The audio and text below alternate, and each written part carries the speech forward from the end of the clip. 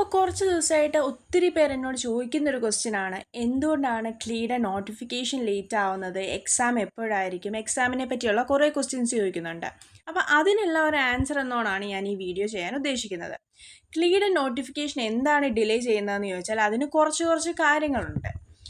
അത് നമ്മൾ നോക്കുമ്പോൾ അഡ്മിഷൻ പ്രോസസ്സ് റിവൈസ് ചെയ്യാൻ, അതുപോലെ എക്സാം പാറ്റേണിലോ എക്സാം സിലബസിലോ ചേഞ്ചസ് ഉണ്ടാകാനുള്ള സാധ്യത ഈ വർഷം കാണുന്നുണ്ട്. അതുപോലെ coordination between universities and authorities, അതും ഒരു കാരണമാകും. ഈ 3 കാരണമാണ് നമുക്ക് ക്ലീയുടെ നോട്ടിഫിക്കേഷൻ ലേറ്റ് ആവാനുള്ള കാരണങ്ങൾ എന്ന് പറയുന്നത്. അപ്പോൾ എനിക്ക് പെട്ടെന്ന് ഈ സിറ്റുവേഷൻ നമുക്ക് മനസ്സിലാക്കാൻ പറ്റും, കാരണം ലാസ്റ്റ് ഇയർ ഇതേ സെയിം സിറ്റുവേഷനിലൂടെയാണ് ഞാൻ കടന്നുപോയത്. നമുക്ക് എക്സാം നോട്ടിഫിക്കേഷൻ ഒത്തിരി ലേറ്റായിട്ടാണ് വന്നത്. പലപ്പോഴും നമ്മൾ എന്താണിത് വരാത്തത്, എന്നിങ്ങനെ നമ്മൾ വിചാരിക്കും, പക്ഷേ സമയത്തിനത് വരും. എനിക്ക് തോന്നുന്നു ഈ മാസം അവസാനത്തിന് മുന്നേ എന്തായാലും എക്സാമിൻ്റെ നോട്ടിഫിക്കേഷൻ വരുന്നതായിരിക്കും.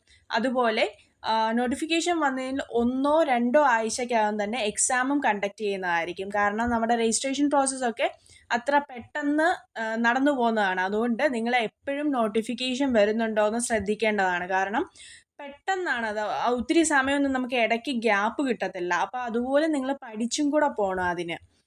ഞാൻ നോട്ടിഫിക്കേഷൻ വരുമ്പോൾ എന്തായാലും ഞാൻ വീഡിയോ ചെയ്യുന്നതായിരിക്കും. അപ്പോൾ നിങ്ങളൊന്ന് അലേർട്ടായിട്ടിരിക്കുക. ഇതൊക്കെയാണ് ഞാൻ ഉദ്ദേശിക്കുന്ന കുറച്ച് കാരണങ്ങൾ. ഇതൊക്കെയാണ് സാധാരണ നോട്ടിഫിക്കേഷൻ ലേറ്റ് ആവാനുള്ള കാരണങ്ങൾ എന്ന് പറയുന്നത്. അപ്പോൾ എക്സാം ഡേറ്റ് ഫൈനലൈസ് ചെയ്യാൻ ഒരു ബുദ്ധിമുട്ടുണ്ടാവാം. അതുപോലെ വെബ്സൈറ്റ് ആൻഡ് ആപ്ലിക്കേഷൻ പോർട്ടൽ അപ്ഡേറ്റുകൾ നടക്കുന്നുണ്ട്. അതുപോലെ clashes with other competitive exams, അതായത് നീറ്റ് പോലുള്ള എക്സാമുകളൊക്കെ ഇപ്പം നടന്നു വരുന്നുണ്ട്.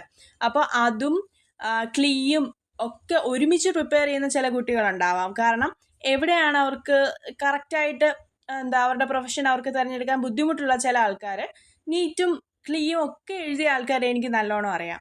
അപ്പം അങ്ങനെയുള്ളവർക്ക് അടുപ്പിച്ച് എക്സാം വെച്ചാൽ അത് അപ്പിയർ ചെയ്യാൻ ബുദ്ധിമുട്ടായിരിക്കും, നന്നായിട്ട് മാർക്ക് മേടിക്കാൻ ബുദ്ധിമുട്ടായിരിക്കും.